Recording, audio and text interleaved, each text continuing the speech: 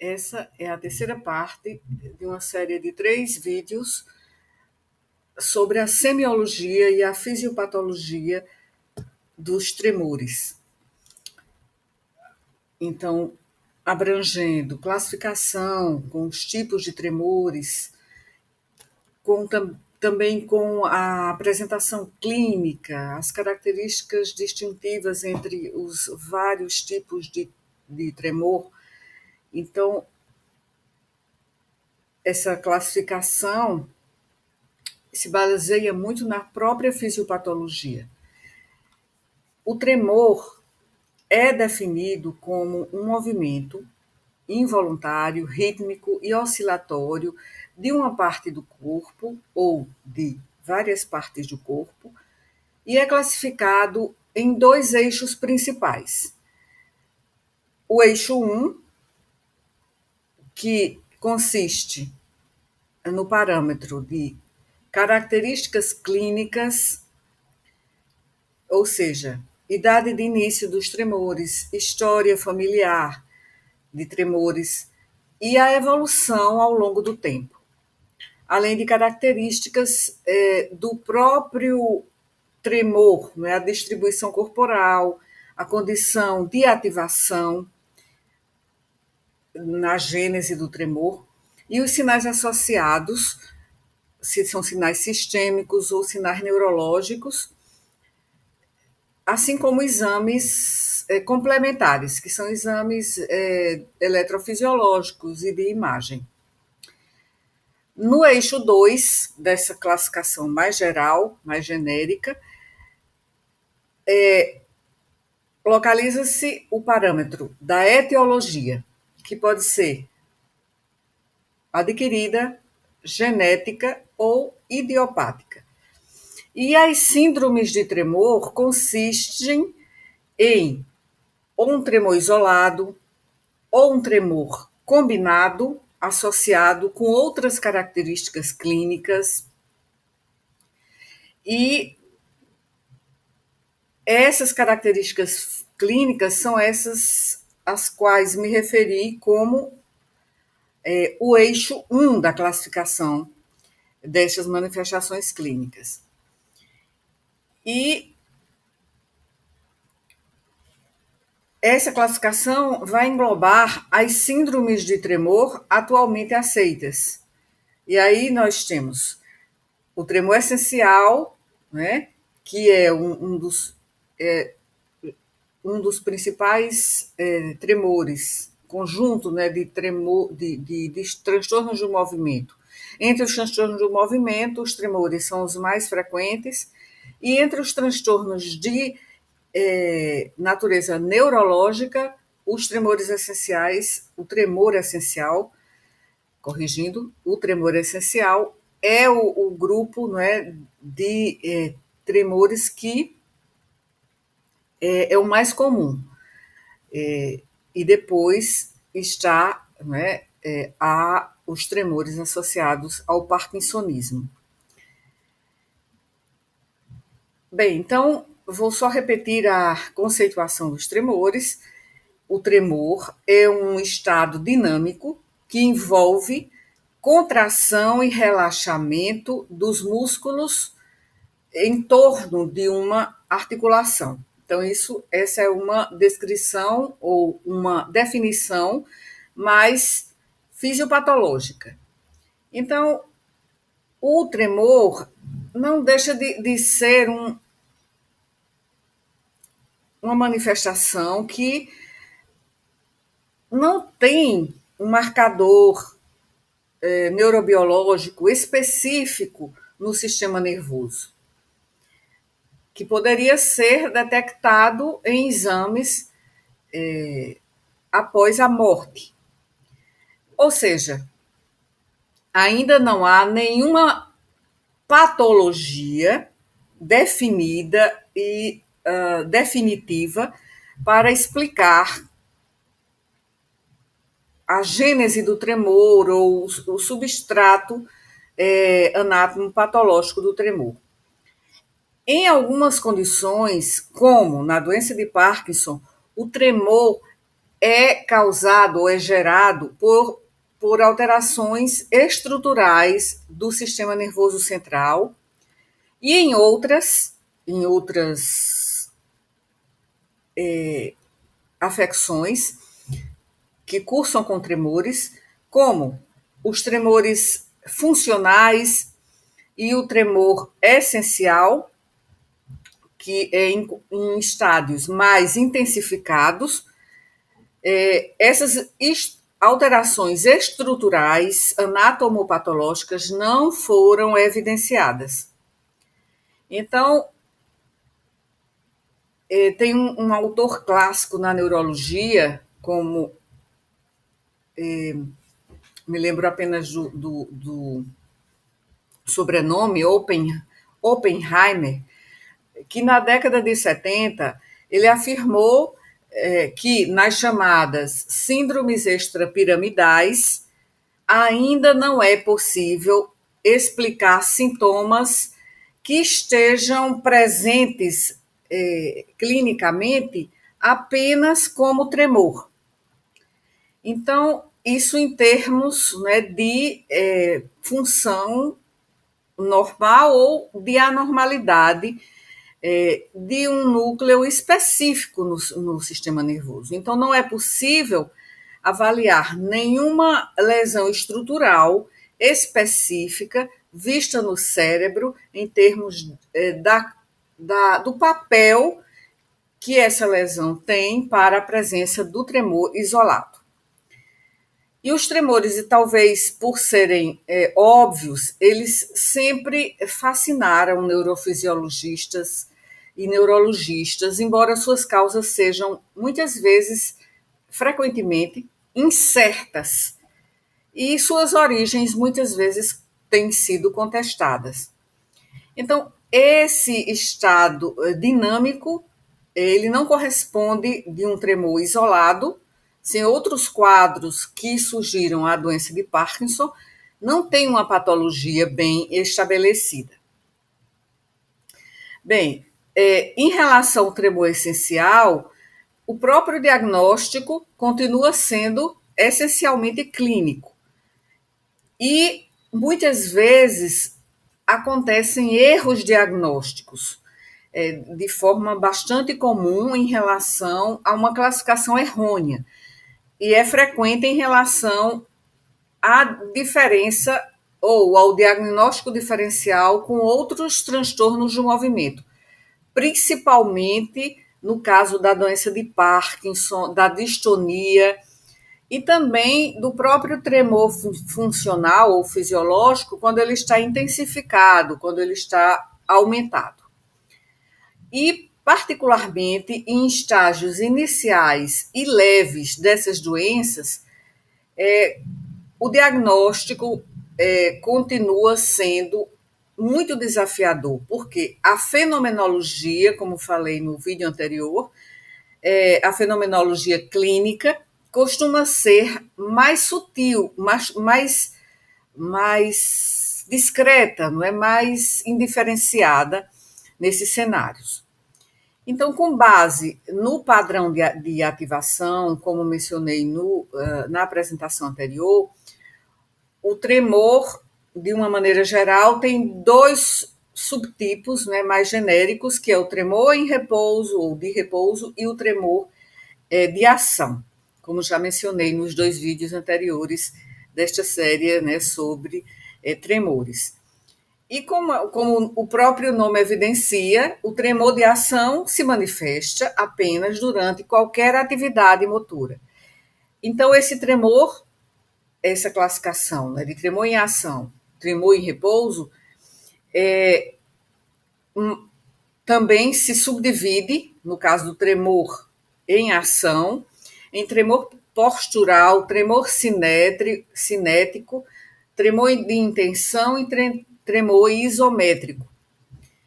E aí já não vou, digamos, detalhar essa descrição, porque já foi objeto dos vídeos anteriores. Então, no caso da fisiopatologia, que é o que eu quero enfocar aqui, depois dessa introdução, a fisiopatologia sempre é uma dimensão a ser estudada nas manifestações clínicas de uma maneira geral e nas síndromes clínicas como uma ferramenta indispensável para o raciocínio clínico e para a prática semiológica. E a fisiopatologia fornece a base científica que conecta os achados clínicos ao diagnóstico, além de orientar, claro, subsequentemente, no ato médico, as medidas terapêuticas e o prognóstico. Sem a fisiopatologia, a semiologia seria limitada apenas à descrição de sinais e sintomas, sem a possibilidade de se compreender essas síndromes clínicas, as síndromes clínicas de uma forma geral. E aqui, neste tópico, eu coloquei no slide fisiopatologia da tremorgênese. Esse termo não é muito usado, mas nos livros de referência e quando se trata de estudo fisiopatológico, esse é um termo que é empregado. E tremorgênese é o processo fisiopatológico de geração de tremores, que explica os mecanismos de produção dos tremores. Então, esses tremores, eles resultam de uma ativação alternada ou sincronizada de músculos agonistas e antagonistas de uma determinada parte do corpo, né? Frequentemente, como estamos falando de tremores, muitas vezes tremores isolados, considerando os tremores funcionais e os tremores e o tremor essencial. Esse fenômeno ocorre devido à desregulação dos circuitos motores do sistema nervoso central, especialmente nas interações entre o córtex motor, gânglios da base, tálamo e cerebelo, além do sistema nervoso periférico. Então, a tremogênese pode ser classificada em fisiológica, que são relacionados aos tremores leves e normais fisiológicos e geralmente são exacerbados por ansiedade, fadiga ou uso de psicoestimulantes. A patológica refere-se à explicação dos tremores associados a doenças, como o tremor de repouso, da doença de Parkinson, e do tremor de ação que está presente no tremor essencial.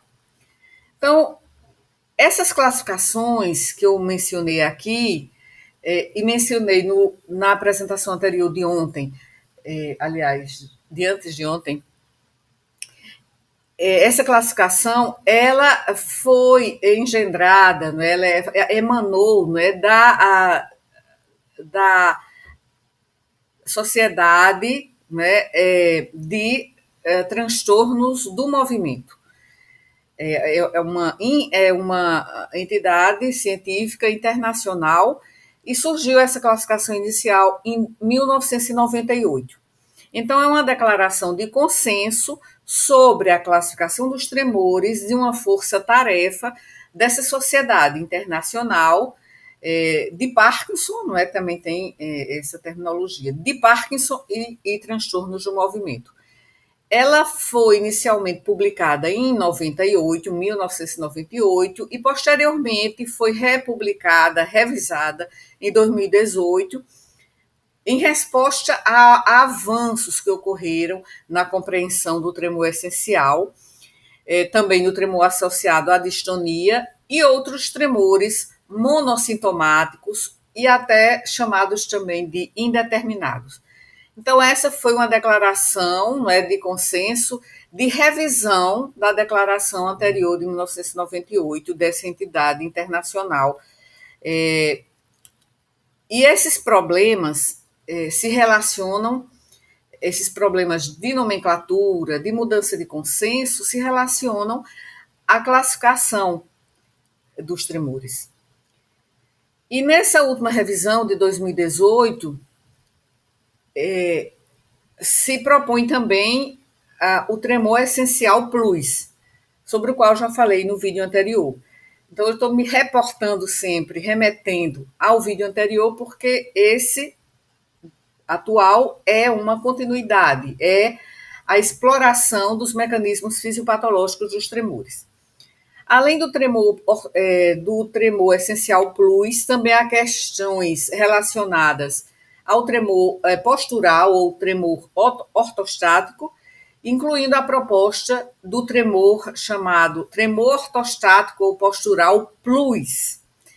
E também a ausência de uma hierarquia em termos, em nomenclaturas usadas para classificar os tremores. Então, entre as propostas que foram feitas está a definição de tremor, que deve reconhecer que tremor é uma manifestação clínica, portanto, é um sinal e um sintoma, e no caso do tremor essencial, ele também foi redefinido, porque nessa revisão de 2018, no sentido de que a gravidade é uma característica importante para classificar e diagnosticar o tremor.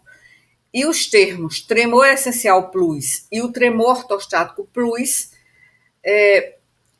considera-se que eles não estão devidamente colocados, né? Então, a classificação do tremor requer essas revisões, né, para se criar uma terminologia mais atualizada. Então, o conhecimento científico é dinâmico e esse conhecimento vai se remodelando, se reformulando, e aí as nomenclaturas também se reformulam.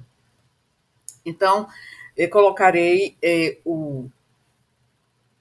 porque colocando no slide aqui, muitas vezes fica bastante denso o slide, né, com muitos elementos, né, e de certa forma meio poluído. Então, eu vou colocar na descrição, que é o trabalho de Bhatia e colaboradores, que é a classificação revisada de 2018, né, que é da força-tarefa da Sociedade Internacional de Parkinson e Transtornos do Movimento. Então, foi publicado, eu não me lembro agora a revista em que foi publicado, mas, assim, sim, foi em Movement Disorders, em 2018. Em Movement Disorders. Então, essa classificação propôs, né, também esses dois eixos que eu não tinha mencionado de forma enfática no vídeo anterior, novamente me remeto ao vídeo anterior, porque esses dois eixos eles não estavam presentes naquela classificação original de 1998. Então, com o eixo 1 das manifestações clínicas, que mencionei no início aqui desta apresentação atual, e o eixo 2, que aborda a etiologia. Então, no eixo 1, as características clínicas do tremor de um determinado paciente, né? E no eixo 2, a exploração desses sinais em síndromes, né? Em síndromes clínicas. E aí pensando-se em etiologias para essas síndromes. Bem, essa proposta, né, para a classificação clínica de tremores é baseada, claro, tem o eixo 1 e o eixo 2, mas ainda conserva aquela distinção que é fundamental, que é a classificação em tremor em repouso e tremor em ação, que já abordado. E aí o tremor de ação em postural, cinético simples e o cinético que é intencional, que é aquele que é o tremor durante movimentos direcionados a um determinado alvo, e o tremor também é isométrico, que já mencionei até aqui hoje. E, assim, é importante, eu acabei não mencionando alguns aspectos que são muito da própria especialidade de neurologia e dos transtornos do movimento, mas, assim, eu falei das questões importantes da anamnese, do exame clínico, do exame clínico geral e neurológico, que elas são combinadas em síndromes clínicas. Então, há trabalhos publicados que falam tremores são uma síndrome, são um sintoma, são uma doença. Então, a ideia mais aceita é de que são os tremores são sintomas e sinais clínicos, mas que muitas vezes se associam a outras manifestações formando síndromes. Então, não são uma doença. Há doenças que causam esse quadro. Então, aí vem aqueles tremores, né? O tremor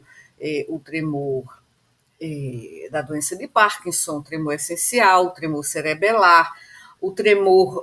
Aí outros tremores que eu não enfoquei especificamente, porque já é bastante assim aprofundado na própria especialidade, não é assim da alçada da atenção primária à saúde, mas é importante lembrar que tem o tremor de Holmes, o tremor palatino, que falei só citando nas apresentações anteriores. Falei também anteriormente sobre o tremor tóxico e induzido por medicamentos ou drogas ilícitas, o tremor nas neuropatias periféricas, como na neuropatia diabética, o tremor psicogênico, que é o funcional. Então, já foram citados de forma bastante repetida esses tipos de tremores, né? Essas etiologias de tremores. Que aí já é o diagnóstico etiológico, não é mais o diagnóstico sindrômico. Que isso também já abordei aqui neste canal já várias vezes. As condições também. Existem condições que muitas vezes se confundem ou então são confundidas na clínica principalmente no nosso âmbito da clínica generalista e da atenção primária à saúde. Condições como o tremor adejante, né, que é o flapping tremor ou asterixis, da mioclonia rítmica, que falei também no vídeo anterior, todos esses quadros, mioclonia, asterixis e outros transtornos, eles podem ser equivocadamente interpretados como tremores. Então, é preciso também saber se é tremor ou não, se é outra manifestação neurológica. Então, e há questões controversas, né? Sobre essa questão, esse aspecto, mas, assim, não vou mais. Bom, não ia mais me estender, mas só lembrando aqui, e coloquei aqui a anotação para não esquecer, porque eu falei várias vezes em distonia no vídeo passado. Então, também é preciso fazer uma distinção entre distonia, que é uma distonia questionável, e a distonia definitiva. E isso é muito difícil, né? Então, também é do âmbito do especialista em neurologia, o neurologista. Isso leva à incerteza diagnóstica em um ambiente clínico. Acho que muitas vezes até no âmbito do especialista. Então, um caso semelhante pode ser classificado como, por exemplo, o que eu falei há pouco, o tremor essencial plus, que um observador pode chamar de transtorno essencial plus, que é um termo ainda controverso, por um clínico, por um observador clínico, e como tremor distônico por outro. Então, seguindo a nova definição, que foi feita essa revisão da classificação, a partir de estudos de coorte, e que destacaram que o problema de definir distonia no diagnóstico de tremor essencial plus ainda está sujeito, né, a revisões. Então, é provável que o tremor essencial plus seja um misto de pacientes que realmente têm distonia e aqueles que não têm distonia. E clinicamente, tudo que podemos fazer como clínicos generalistas é suspeitar que pode haver distonia, sim. Então, aí pode-se encaminhar para a atenção secundária, terciária, principalmente terciária, em serviços de referência, para se fazer um diagnóstico definitivo. Então,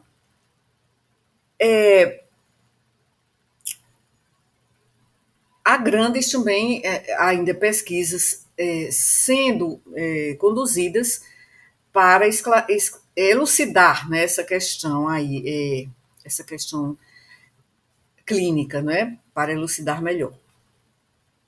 E assim, quando eu falo em transtorno, tremor essencial plus, isso é extremamente difícil, né, implementar esse conceito sem que hajam diretrizes que sejam definitivas.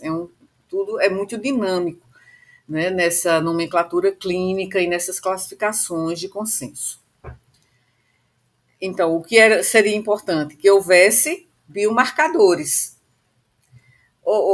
biomarcadores ou de imagem, ou biomarcadores eletrofisiológicos, mas não há ainda, a não ser na doença de Parkinson. Então, seguindo, o que falei antes sobre tremor com características de tremor essencial, mas juntamente com a presença de distonia questionável, que é classificado como tremor essencial plus. Enquanto que o tremor com distonia definida já, digamos assim, sem dúvidas de que é um quadro de distonia, pode ser ainda classificada em tremor essencial associado, aliás, tremor associado à distonia, ou tremor distônico. Então, segundo Pendley e colaboradores, em uma publicação recente, eles consideram que há controvérsia nessa nomenclatura, nessa terminologia, e que estudos futuros são necessários para definir o que é distonia questionável no tremor essencial plus, e essa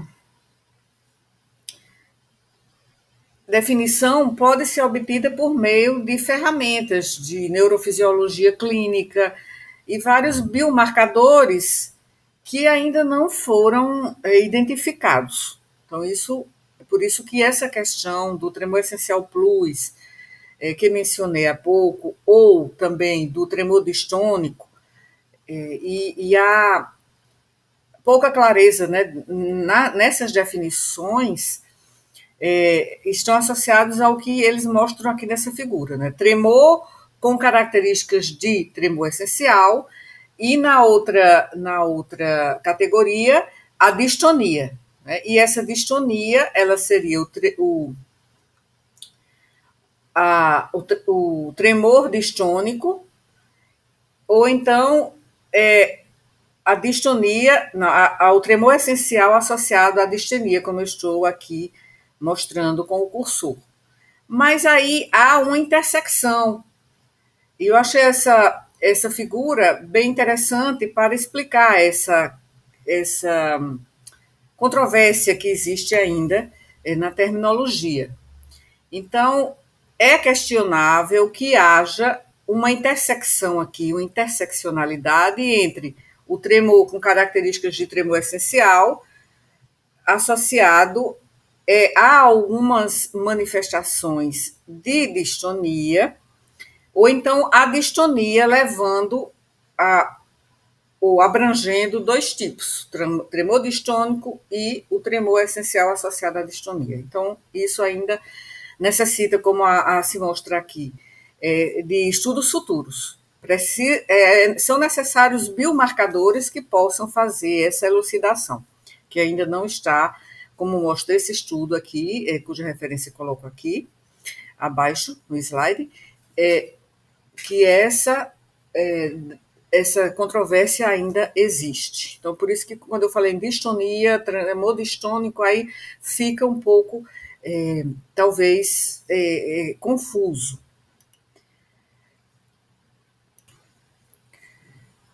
E aí eu vou apresentar novamente essa classificação dos tremores. Aqui, tremor, categoria geral, e aí o tremor em repouso e o tremor de ação. O tremor de repouso isolado, o tremor em repouso e o tremor de repouso isolado, ele foi classicamente descrito em pacientes com doença de Parkinson, como eu já antecipei nesta apresentação e nos outros vídeos.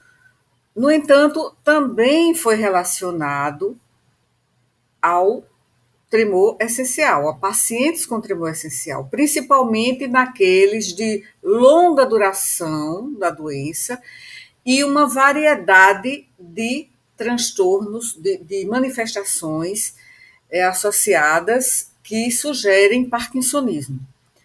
Então, quando a supressão do tremor em repouso ocorre durante o início dos movimentos voluntários daquela parte do corpo afetada, geralmente isso indica um estado de deficiência dopaminérgica, como acontece na doença de Parkinson. Então, esses autores aqui, que é a fonte desta figura aqui, Lenka e Jankovic, que foi publicado em 2021. Jankovic é um autor que há muito tempo pesquisa é um neurocientista, pesquisa os tremores, a fisiopatologia dos tremores e a clínica dos tremores.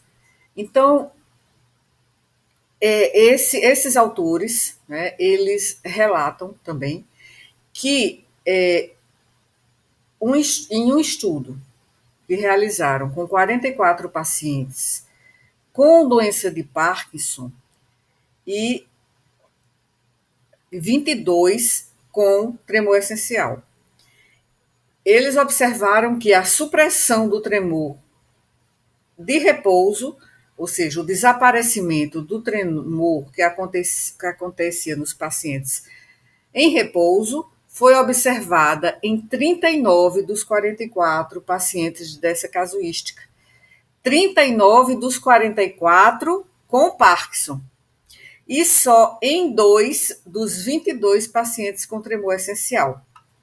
Então, como muitos dos pacientes com tremor de repouso isolado desenvolve a doença de Parkinson no futuro, o termo, entre aspas, né, de parkinsonismo trêmulo benigno, que foi a primeira vez que eu li essa expressão, foi usada durante alguns anos no passado, não se usa mais. E o tremor de repouso isolado, com pelo menos 2 anos de duração, foi denominado tremor de repouso monossintomático, por aquela primeira classificação, né, do consenso sobre tremor da Sociedade Internacional de Parkinson e Transtornos do Movimento, já na primeira de 1998. Então, esses pacientes precisam ser acompanhados de perto, porque muitos, posteriormente, desenvolvem sinais adicionais de doença de Parkinson no futuro. Então, é preciso notar que o tremor que mencionei antes como reemergente, no vídeo anterior também, de novo, como tremor reemergente, é visto por alguns autores como uma variante de tremor de repouso, como expliquei no vídeo também anterior, aqui, again. Pacientes com distonia, que é o que discuti há pouco, podem apresentar tremor de repouso em partes do corpo que não são, obviamente, afetadas pela distonia. Embora isso possa representar uma forma de tremor distônico, quando esse tremor de repouso aparece em uma mão, pode levar a um diagnóstico incorreto de doença de Parkinson.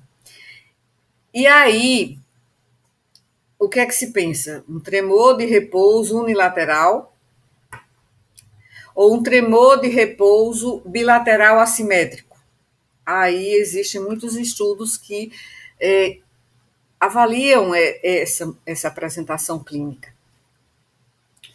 Então, mas sempre destacando o fato de que pacientes com tremor de repouso isolado devem ser avaliados e acompanhados para o aparecimento, para a observação de sinais adicionais da doença de Parkinson, do tremor essencial e também de distonia.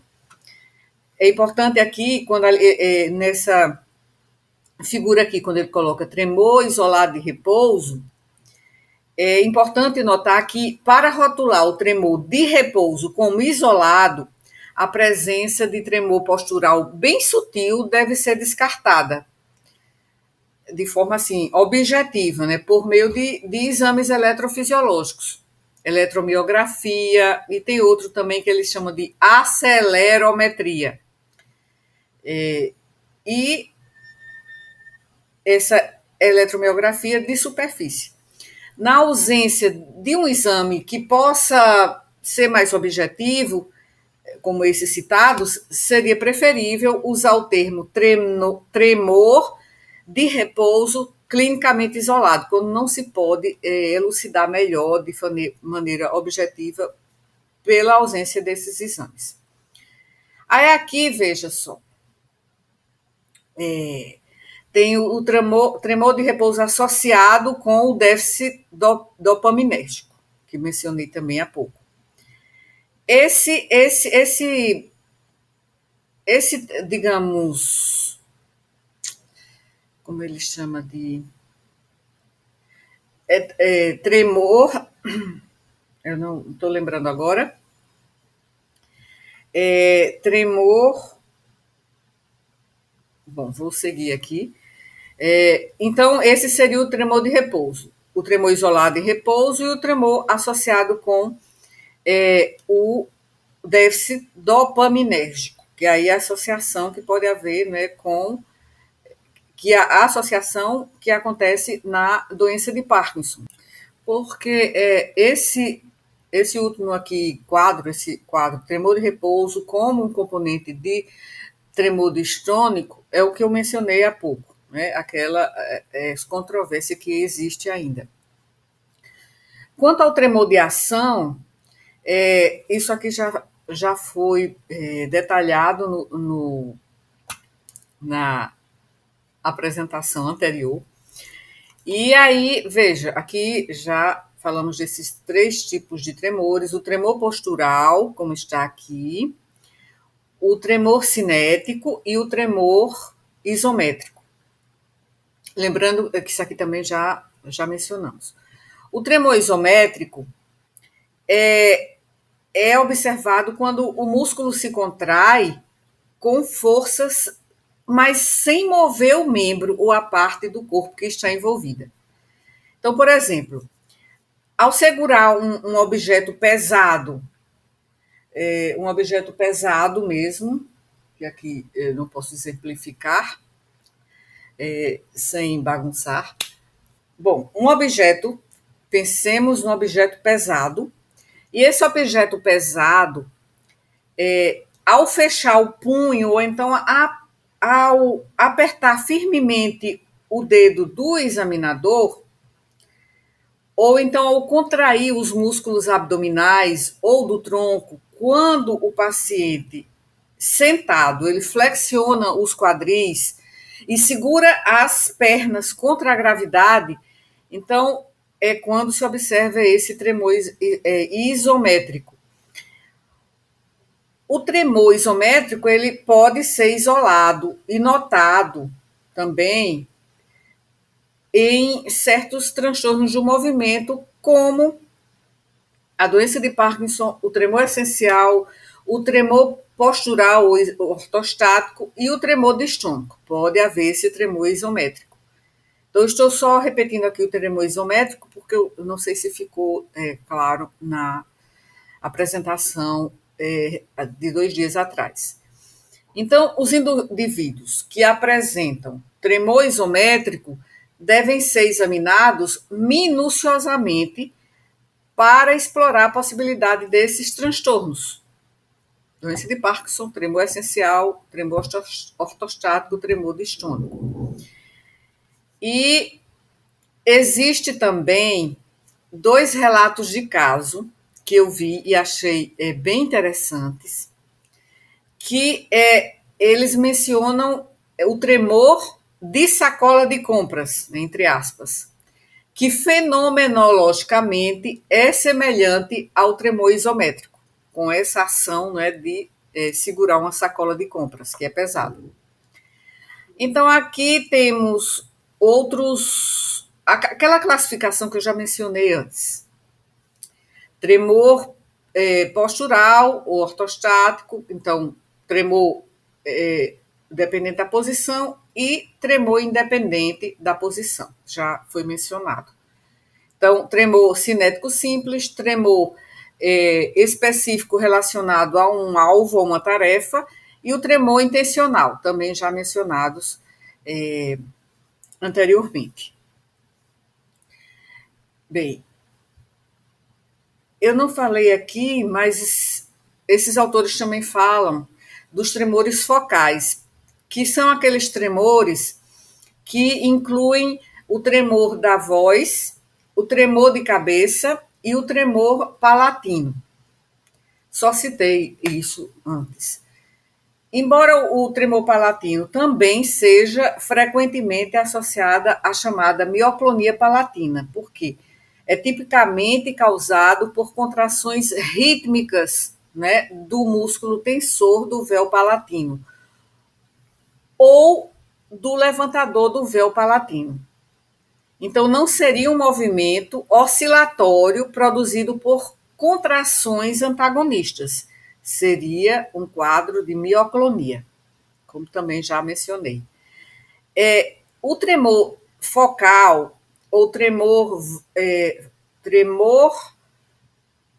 focal de voz ocorre devido ao tremor de qualquer um dos componentes anatômicos do aparelho vocal. Então, o tremor vocal sem qualquer distonia do componente afetado do aparelho vocal, eles são chamados de tremor vocal isolado, né, que dificilmente acontece no transtorno essencial, no tremor essencial. Então, bom, aqui acho que já digamos, revi, né, repassei o que já falei anteriormente. Então, qual é a patogênese do tremor essencial?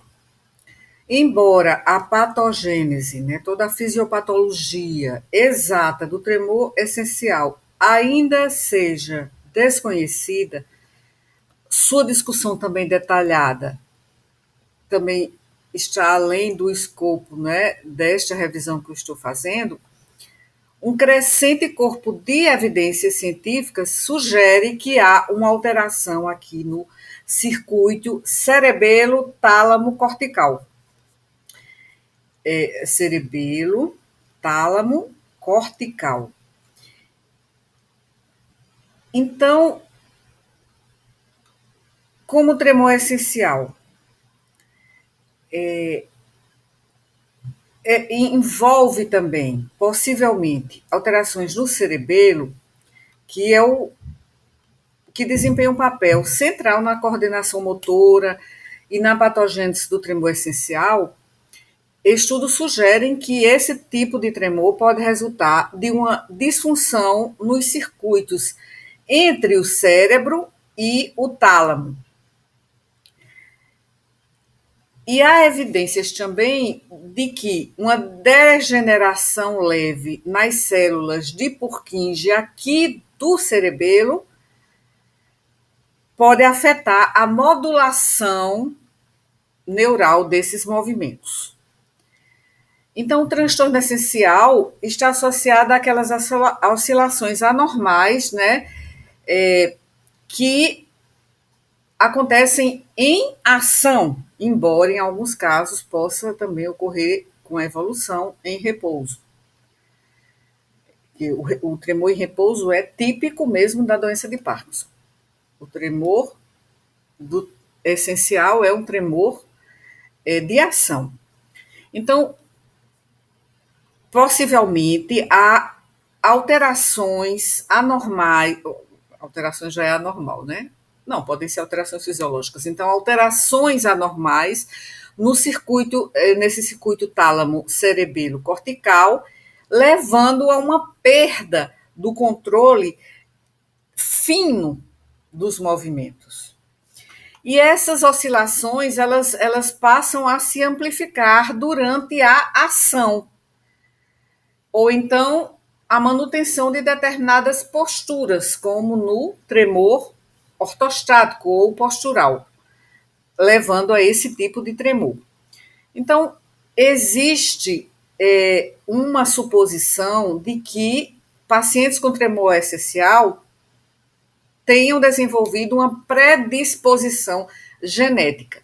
Então, há um forte componente hereditário, familiar, como já mencionei, muitas vezes há casos de tremor essencial na família e até de doença de Parkinson na família de um paciente com tremor essencial. Então, cerca de 50%, como eu disse, né, anteontem, dos casos mostram que há um histórico familiar. E estudos também sugerem, como eu também falei antes, de uma herança autossômica dominante.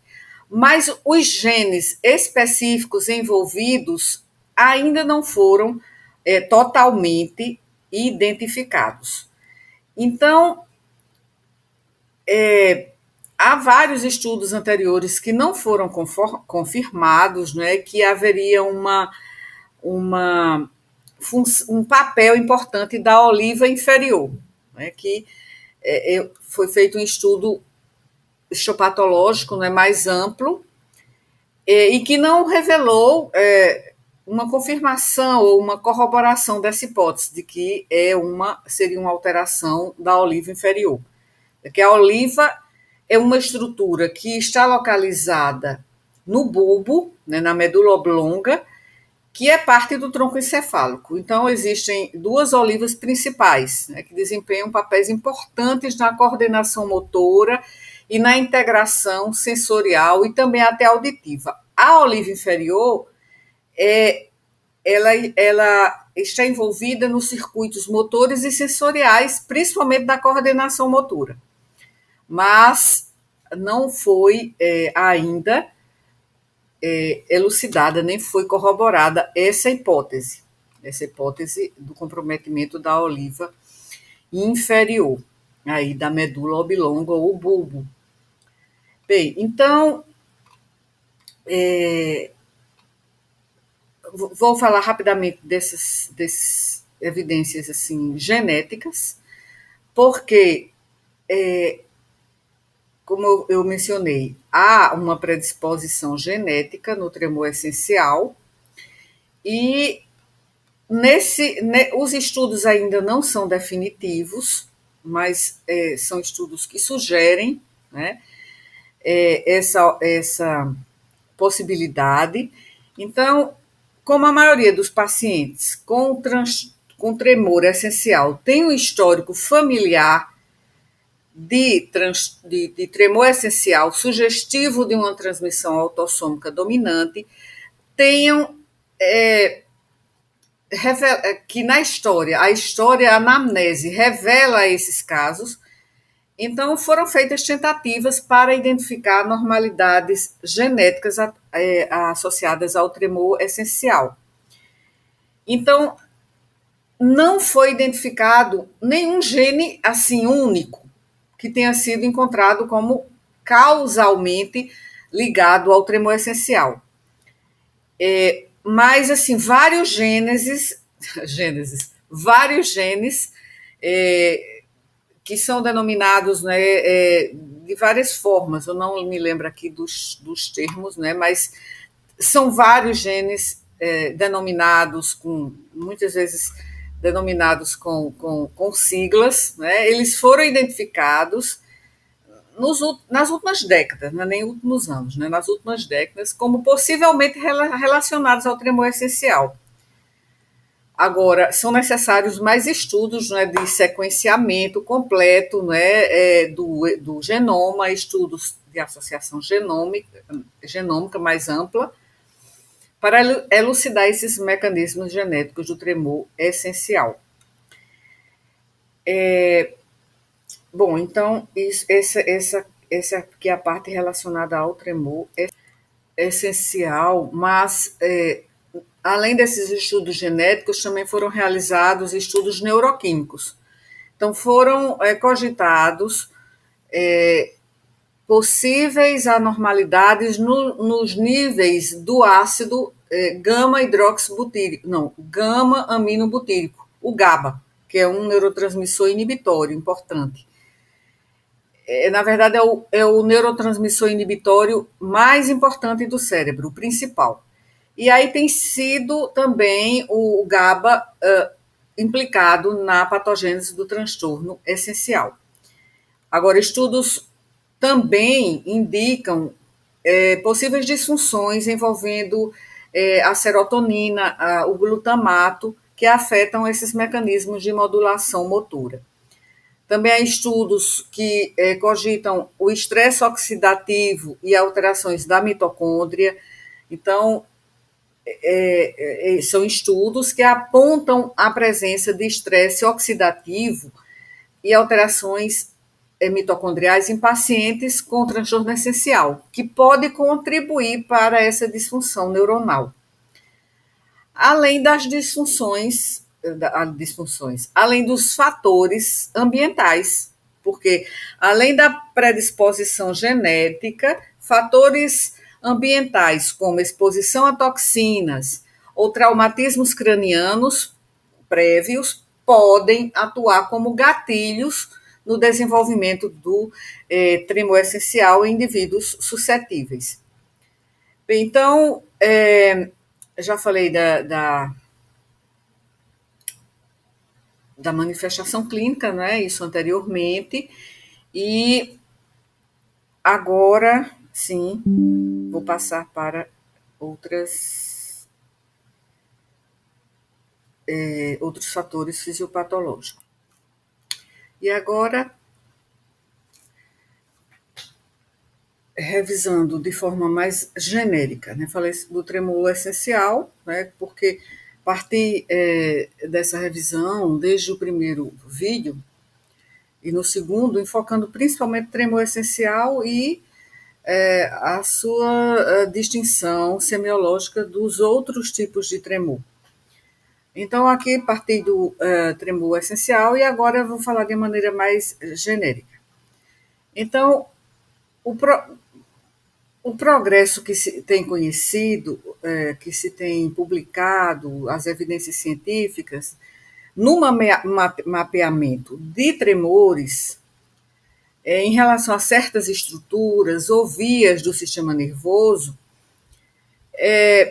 tem sido ainda incompleta, embora a fisiopatologia exata do tremor ainda não seja completamente compreendida.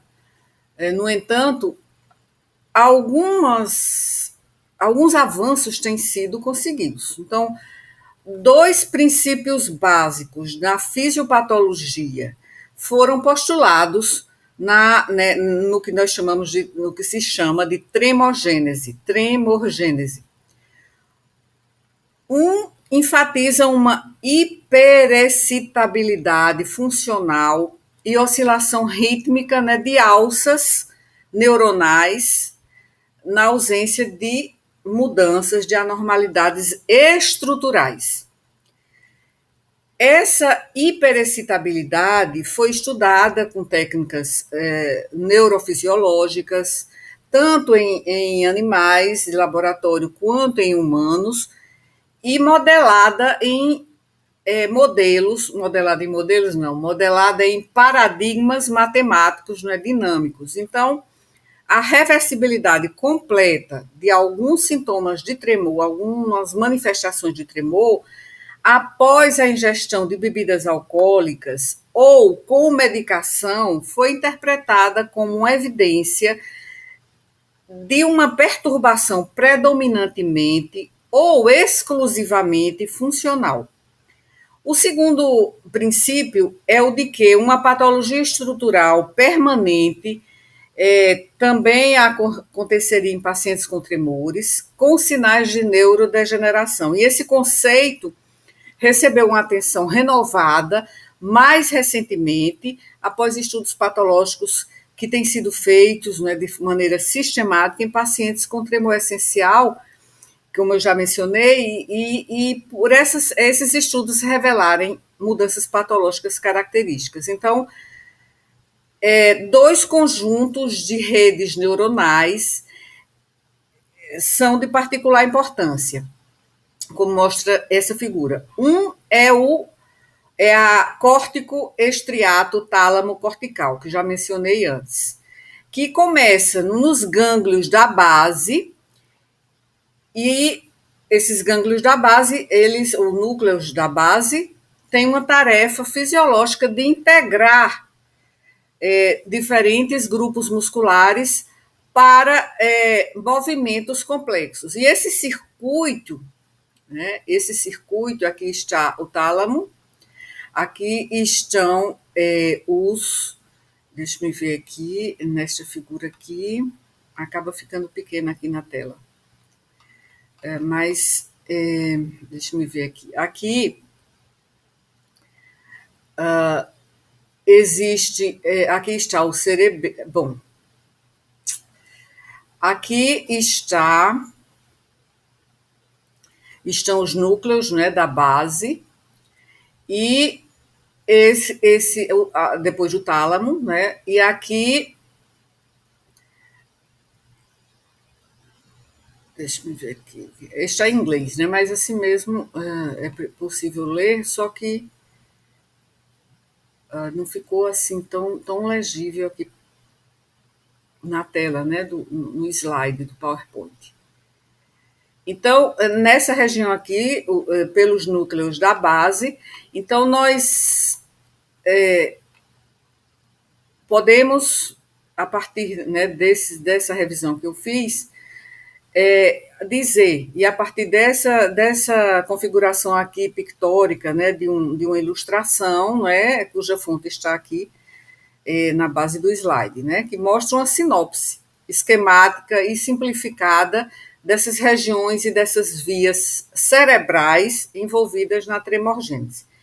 Então, essa rede, né, córtico-estriato tálamo cortical ou tálamo cerebelo cortical, por meio aqui da intermediação dos gânglios da base, né, eles têm essa ação. E esse circuito também garante que um programa de movimento que já está em andamento, ele não seja encerrado ou perturbado por influências externas menores ou irrelevantes. O outro circuito envolve aqui o núcleo vermelho, que está aqui. O núcleo vermelho, também aqui na base,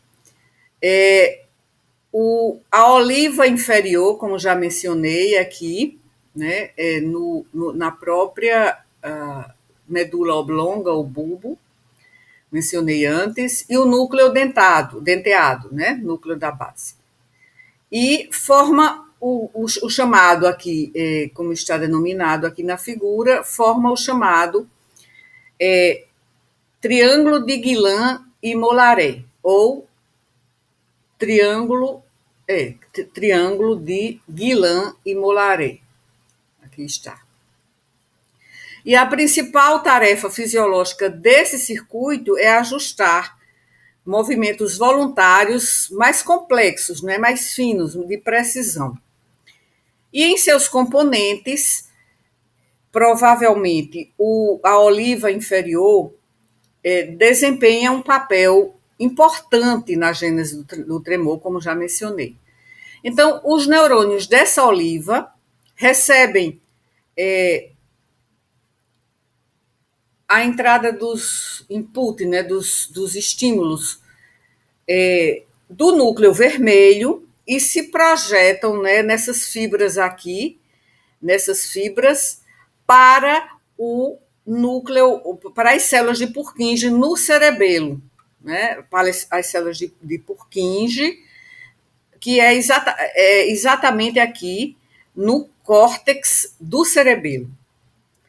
E assim há uma ação que é um conjunto de ações sincronizadas desses neurônios nessa área. Em indivíduos saudáveis, os neurônios da oliva inferior exibem despolarizações que são regulares, oscilatórias, e que naquela sinalização, né, bioquímica acontece mediada na sinalização celular, mediada pelos canais de cálcio. E essas oscilações servem a um importante objetivo, né, fisiológico, para processar essa coordenação cerebelar, né, a coordenação, ou seja, é uma coordenação que é modulada pelo cerebelo desses movimentos de precisão, bem como no próprio, digamos, tônus, né? Tônus não seria essa palavra, seria na própria modulação motora cerebelar. Então,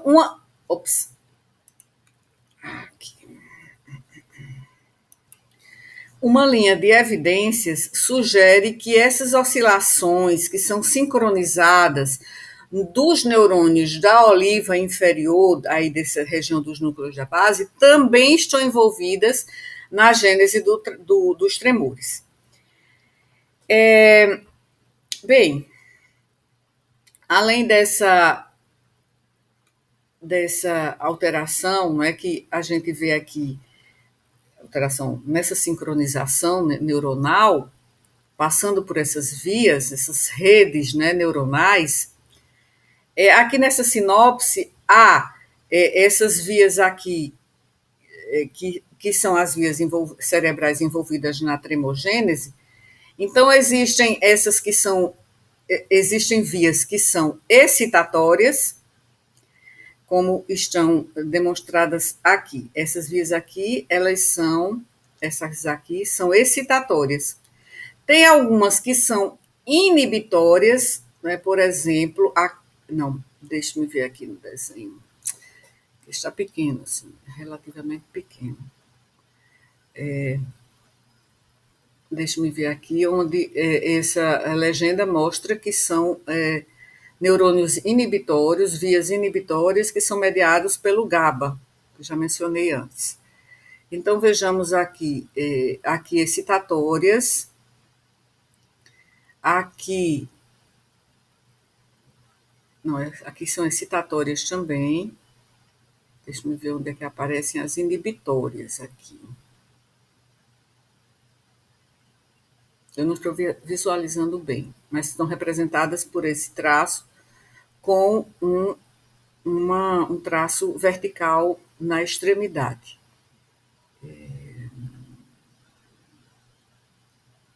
Eu não estou visualizando aqui, não estou conseguindo, mas mostrando aqui que há vias excitatórias, inibitórias e moduladoras.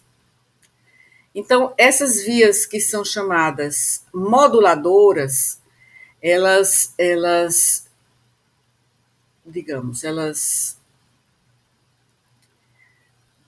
tem várias inibidoras, vejamos aqui, tem vários pontos aqui que elas têm essas, que são as moduladoras, que realmente a visualização não está boa. A gente, pronto, aqui percebo uma inibitória, uma via inibitória, aqui, né, nessa parte da oliva inferior, nessa região aqui da medula oblonga ou bulbo. E agora, sim, pronto. Aqui está uma moduladora, que é mediada aqui pela dopamina. A dopamina, né, são vias dopaminérgicas e mediadas pela dopamina. Bom, então, essas alterações que podem ser excitatórias, inibitórias ou moduladoras, elas sofrem alterações, e essas alterações, elas acabam se manifestando, né, perifericamente sob a forma de tremores oscilatórios rítmicos. Bem, então, já falei dessas oscilações neurais centrais, né, o desequilíbrio neuroquímico, que predominantemente é uma disfunção dopaminérgica na doença de Parkinson, ou então por um excesso, né, de atividade colinérgica, ou também desequilíbrio em neurotransmissores inibitórios, como o GABA. Tem também mecanismos periféricos, porque pode haver alterações nos fusos musculares ou então na própria condução muscular, isso aí já no sistema nervoso periférico. No caso do tremor essencial, os autores que eu consultei nesta revisão narrativa, eles consideram que no tremor essencial há uma amplificação dos mecanismos centrais por fatores periféricos, como sensibilização muscular, né, a esse reflexo. E também tem um papel do sistema nervoso autônomo, tremores que podem ser exacerbados por hiperatividade simpática, como em situações de ansiedade e hipertiroidismo, que a gente também já mencionou antes, que determinados medicamentos simpaticomiméticos, como os beta-2 adrenérgicos, que levam à vasodilatação brônquica, também eles estão implicados, né, na origem do tremor. Então, esses tremores, né, eles também podem ser amplificados pelo feedback proprioceptivo anormal e vai resultar em oscilações persistentes devido à dificuldade do sistema nervoso central de modular esses movimentos periféricos, né, musculares, de maneira temporalmente eficaz, né, que haja a capacidade neuronal central, neurológica central, de sincronizar ou modular esses efeitos. Então, essas são as vias principais, né, dessas redes, né, que funcionam como uma modulação ou vias que são excitatórias, inibitórias ou moduladoras com esses neurotransmissores e nessa região, nessa conexão tálamo, cerebelo, núcleos da base, havendo toda essa sincronia desses mecanismos. Tanto que a gente também encontra com frequência uma menção a uma podemos dizer, uma linha, né, de evidências de pesquisa que sugere que as oscilações que são sincronizadas nos neurônios da oliva inferior também estão envolvidas na gênese do tremor, porque alcaloides que foram usados em experimentos, em ensaios pré-clínicos, mostraram que uma planta, né, chamada de Pegamum armala, que é chamada também de arruda síria, leva ao aumento na excitabilidade dos neurônios, né, que passam aí nesse ponto, né, da oliva inferior. E embora as sementes e raízes dessa planta também tenham propriedades alucinógenas, antinociceptivas, né, naquela via, né, da dor, e eles são alcaloides, então, embora tenham sido usados como enteógeno, né, por muitos séculos, uma síndrome cerebelar transitória, né, com dismetria, e com tremor também, dismetria e tremor intencional, principalmente então naquela via, né, que passa pelo cerebelo, lá nas células de Purkinje, no córtex do cerebelo, e também o postural, ou seja, o ortostático, eles foram documentados em alguns indivíduos após ingestão de altas doses desse alcaloide. Então, esse efeito também é visto, né, em animais e, de fato, né, esses alcaloides dessa planta, entre eles a armalina, frequentemente é usada para modelar o tremor essencial produzido em modelos animais, em estudos pré-clínicos.